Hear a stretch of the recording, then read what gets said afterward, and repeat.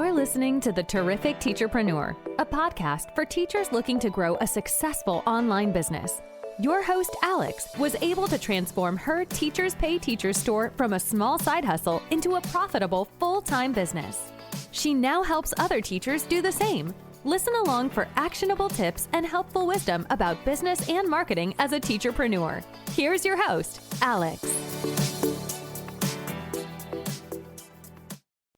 Hello and welcome to the Terrific Teacherpreneur podcast. In this week's episode, we're going to be talking about email marketing, and I want to go right back to basics for setting up your email list. This is great if you are brand new to the world of email marketing.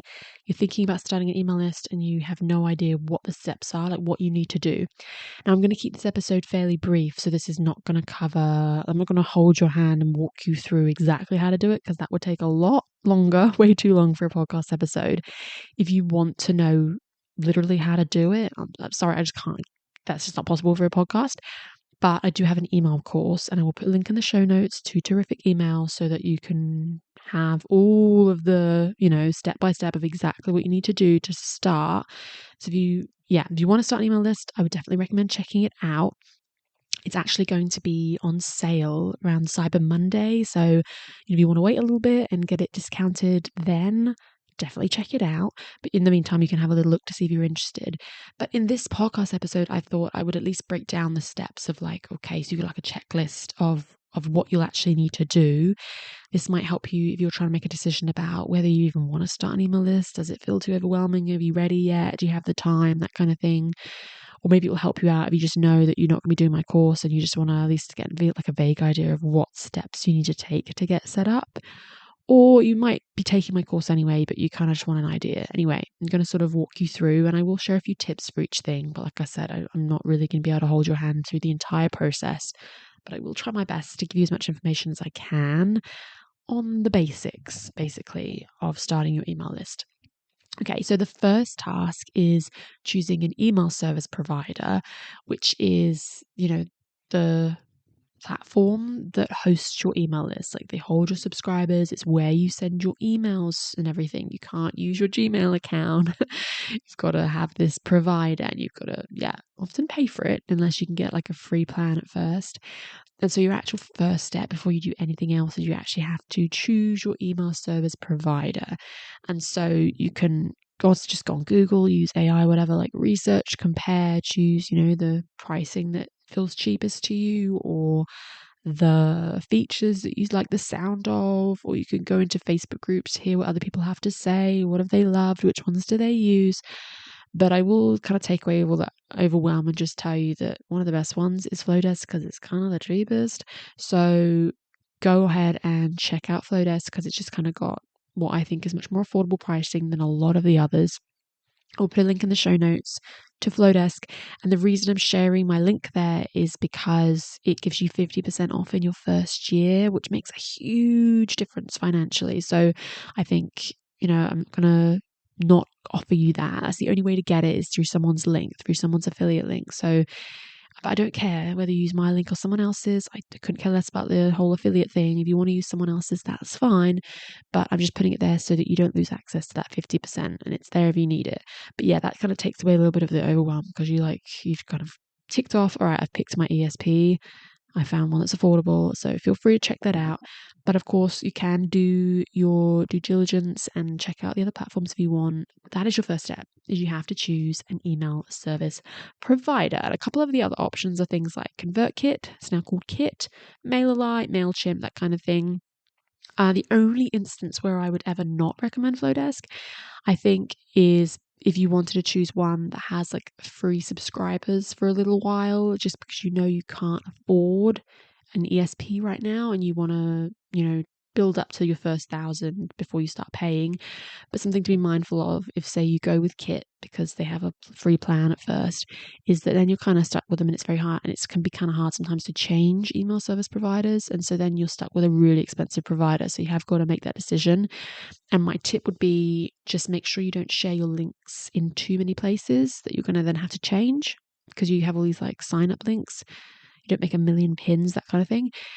Or the other thing I would say, I guess, is maybe just keep it simple. Like maybe you create like one landing page or something and you share that like one link in your Instagram bio, like something that would be easy to change. Because if you just make all of these automations and sequences and landing pages and like all this stuff, and then you've got to change over, that's going to be really full on. If you're brand new to email marketing, your head's going to explode, actually, just all those words I just said. I will put one more link in the show notes. It's like this little almost dictionary of like all the email service provider email marketing lingo. So if you want to know what all those words mean, you can have a look at that. That's just like a little free document I made. So I will put a link to that in the show notes. It's like helps you figure out what on earth those words mean. Yeah, grab that little set of definitions just on all the buzzwords if you want. Okay, yes, that would be my advice is if you want to start with someone free, that's fine. Just be mindful you may have to change down the road. And then the other thing I have got to throw at you right now, it's November, that the end of November, Flowdesk is, I think it's the 28th. I think Flowdesk is stopping their unlimited plan. They have this thing where they're pricing super affordable no matter how many subscribers you have. It's like you can have unlimited subscribers for this really cheap locked-in rate, whereas all the other platforms punish you as your list grows and charge you more and more. Flowdesk is unfortunately going to start doing that too, and so you kind of want to join Flowdesk before December, because otherwise you're going to end up, down the line, same thing, like pay more as your list grows, which really sucks. So if you've been thinking about starting your email list anyway, I would jump onto Flowdesk before that ends, because it's really, really good deal. And have a little look into that if you want to. But Flowdesk Unlimited is going away soon, November 28th, I'm pretty sure. So you might want to join before then. But I personally love Flowdesk, but not because I'm affiliate, couldn't care less, just honestly because I think it's just the most affordable, and I really, really care about affordability. It's something I'm really passionate about. But the thing is to keep in mind are pricing and features and ease of use and stuff like that. But don't get too stuck on this. Honestly, just pick it, get started, go. Because if you spend too long trying to decide on your ESP, like you're never going to start email marketing. Okay, the other things you have to do is you do actually have to have a domain. So this is like a myteachingstore.com kind of thing. You can't use your email address, like your Gmail, your Hotmail, whatever. You have to send from like this authenticated serious domain. So you do actually have to have a domain. Before you ask, no, you don't need a website. You don't need to have a website or blog built. You just need to own the domain. So it's something you just have to like pay for and have ownership of, and you use that when you're starting email marketing. But no, you don't actually have to build a website or anything like that, which is cool. So I think I remember I went to GoDaddy, that's like one of those providers, and I spent like $10 and just secured my domain, done. Like, I don't know if the pricing will be like that anymore, but so that is another thing you have to do. And it's one of those things that people don't often tell you. They're just like, you need a lead magnet and this, all that stuff, and they just skip the fact that you do actually need a domain. So I'm here to tell you that's something you will actually have to also put on your to-do list. It's like, choose my ESP, tick. I need to pay for a domain, tick. That's like step number 2 in my opinion. After that, there's a couple other things. You have to create something called a lead magnet, which is like a freebie that you give away, basically, if I had to really simplify it, to get people to join your email list. You entice them with this freebie. And then like the step number 4 after that is you've got to set up this little form or this landing page where people put their email address in, and then you send them that freebie. So that's another thing on the list, like on your to-do list. These things are set up within your email service provider. So, you can create your form on there, and there are a lot of templates on these places. So like it's not as stressful as it sounds, but like I said, I can't walk you through all of this stuff in huge detail because I would be here for hours, but in my course I do walk you through all this stuff. But just so you know what you will have to do, you will need to make landing pages and then sort of set it up in such a way that your freebie is automatically delivered once they sign up. And then you will also need to do some like tagging and segmenting. These are words I don't know if you've heard of or not, maybe, but like I said, download that little cheat sheet thing that I have that tells you the definitions, but allowing you to kind of label your subscribers. So if you want to create a group that's like 3rd grade teachers or 2nd grade teachers, it helps you organize your list. And so that's something I really recommend doing early. And again, that's something I walk through in my course in the first module, but you kind of want to be mindful of organizing your list before it's too late, once you've got thousands of subscribers and it's really hard to somehow go back in time and organize them. So you want to start off by making sure they're like correctly in the right spot. Like, oh, this is my list of like little mini list of second grade teachers, and this is my third grade teacher list. And if I have a third grade resource, I can just send it to my third grade list, that kind of thing. Like within your email list, you can organize it basically. So that's definitely something really worthwhile doing. And then most people would tell you like, oh, you got to start a welcome sequence and stuff.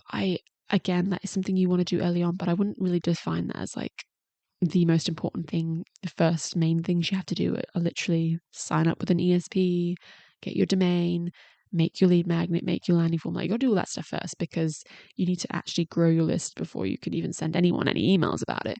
But yeah, eventually you will set up a welcome sequence. And that's going to be like a couple of little introductory emails about yourself. But that would be something, once you've done all the other stuff and you're feeling really organized, then you could start looking into that. But that's, again, going to be a whole nother thing. Again, something I do cover in my course, but something that I feel like isn't talked about enough. People just tell you, start a welcome sequence, and then like they kind of skip past this, as you really do need to understand your audience when it comes to email marketing. So understanding your ICA, your ideal customer avatar.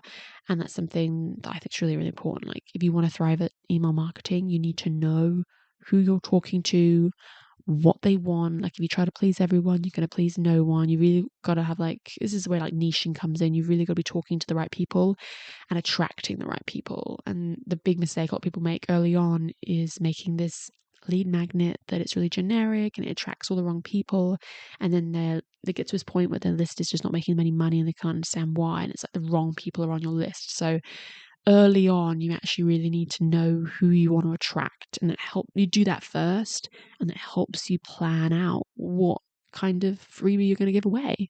That it's the sort of thing you have to do before you start creating a lead magnet. So like in my course, the first module it talks about legal stuff. It goes through like your email service provider, your domain, the tagging, all that. And then the final little lesson is you need to understand your ICA. Because before you start creating a lead magnet, you need to know who you want to attract. It's really, really important. So that would be something to think about before you start throwing up a freebie to attract people, is you want to attract the right people. And you really want to avoid trying to talk to everybody and like attracting all these different types of teachers that aren't in your niche.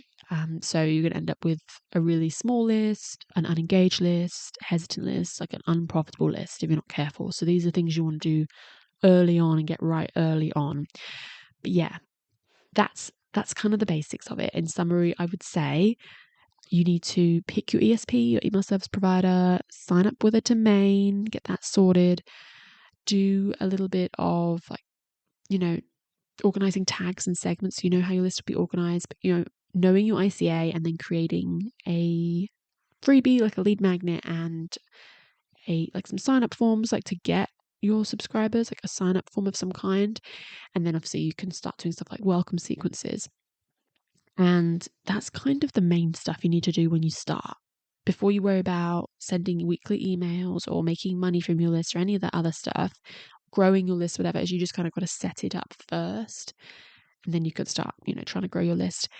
And obviously there is a lot there's a lot to do, and just all those things I've listed will take time to figure out. And I'm gonna level with you, if you just try and like Google all that stuff, try to like find YouTube videos, whatever, like and articles, you're going to be there a really long time, spending hours and hours, and you're going to get really like overwhelmed. So like I said, definitely have a little look, check out the course that I have, because it kind of just does all that stuff for you, like tells you exactly what you need to know, so you're not really overwhelmed basically. But obviously a lot of the information is out there. It's just going through and trying to find it all is going to take you hours. And this is one of the reasons that people tend to put off email marketing for so long, is because it can feel really daunting. Signing up for Instagram or making a Facebook page, you can do it in like 30 seconds. But email marketing, there is a fair amount to do. But obviously in the long run, it pays off, because it's like the most profitable marketing thing you can do. Like hands down, the studies, the statistics don't lie. Like the ROI on it, the return on investment is insane compared to social media and stuff. So worth doing. And I guess everything in life that's worth doing sometimes is a bit hard. But anyway, those are little things. If you wanted to create yourself a little list of what do I need to do in order to start an email list, I hope that little summary has helped. Be sure to check out the description to this episode. Link to Flowdesk, a link to the course, a link to that set of definitions. All that stuff is there just to help you. I don't really care at the end of the day if you don't end up using my affiliate link or whatever. I just want what's best for you. And that's what I'm helping you out with helpful terminology stuff, saving money in your first year, or a course if you really want it. If you don't want to use a course, that's fine. It's fine. It's just there to help you if you need it. The links are there if you need it. I hope that this has helped, and I hope that you have a terrific day. Thank you for listening to this episode of The Terrific Teacherpreneur. If you're enjoying the show, please feel free to rate, subscribe, and review on your preferred podcast listening platform. We really appreciate that effort. Come back for more actionable tips and helpful wisdom in the next episode with your host, Alex. Until then.